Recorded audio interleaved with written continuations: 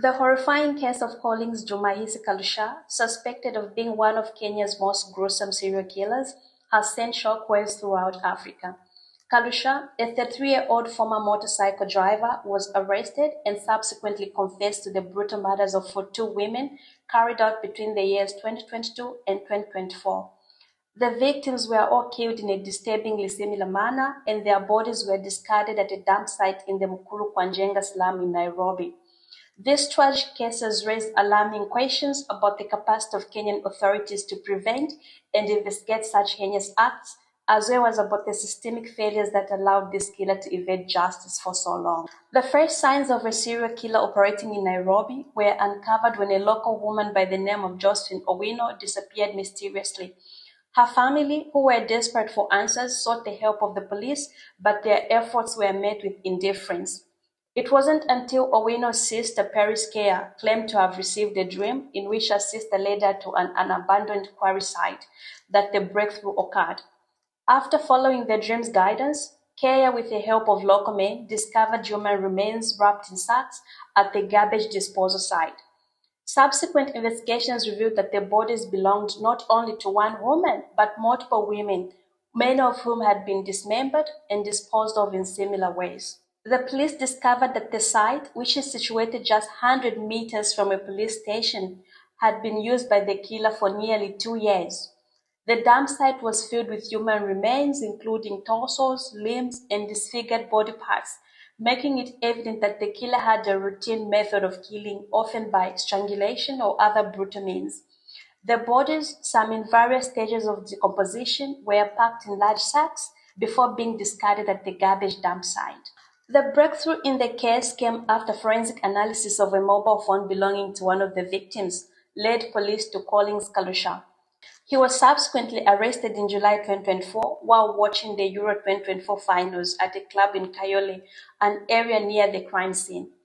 Kalusha, during interrogation, confessed to lowering, killing, and disposing of the bodies of 42 women. He admitted that his first victim was his own wife, whom he had strangled, dismembered, and dumped in the very same dump site.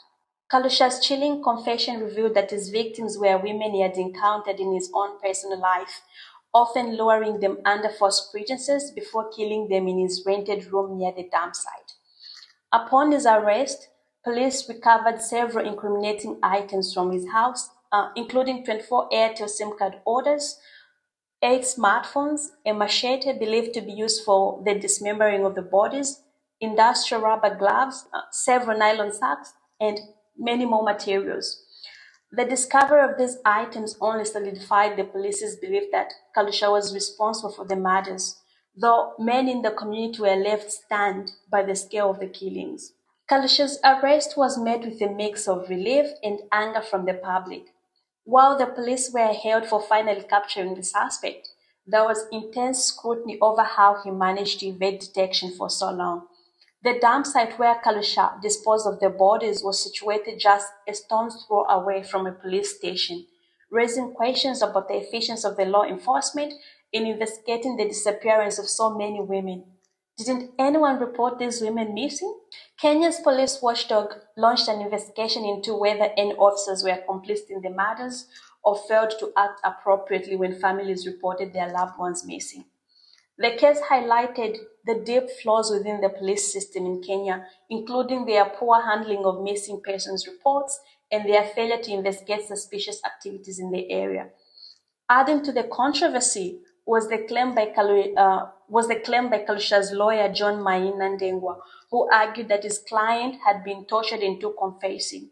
Kalusha reportedly showed signs of distress and pain during his initial court appearances, leading to concerns that the confession had been extracted under duress.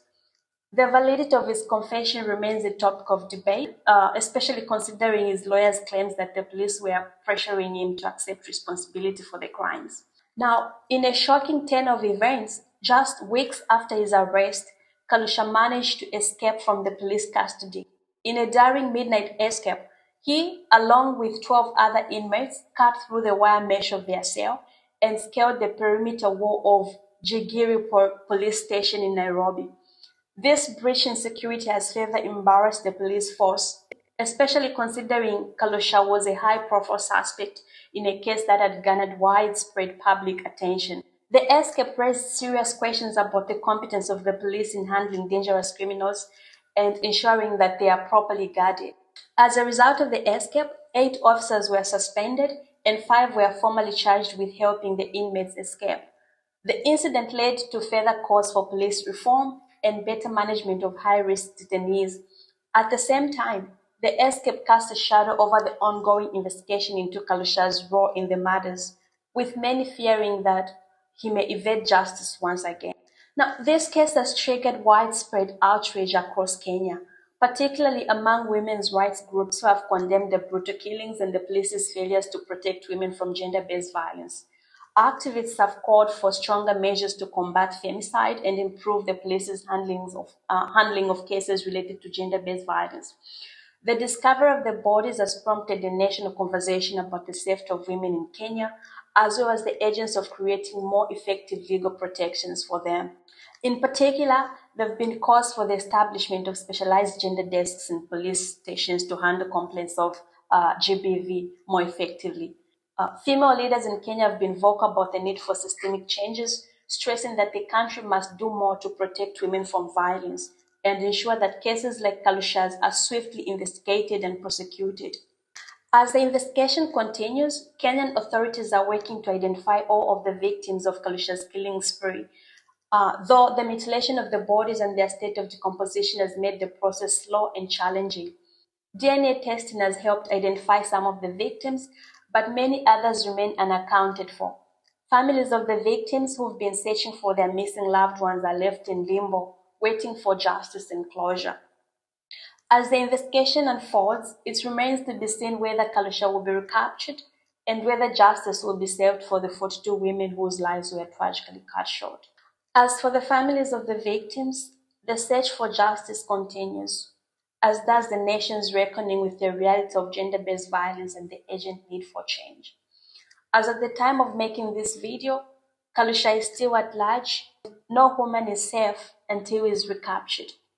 If you have any information regarding Collins Jumaisi Kalusha's whereabouts, you are encouraged to share it confidentially through the anonymous Mukuru Kwa DCI hotline at 0800722203 or reach out to the police through the hotlines 999 or 911 or 1112.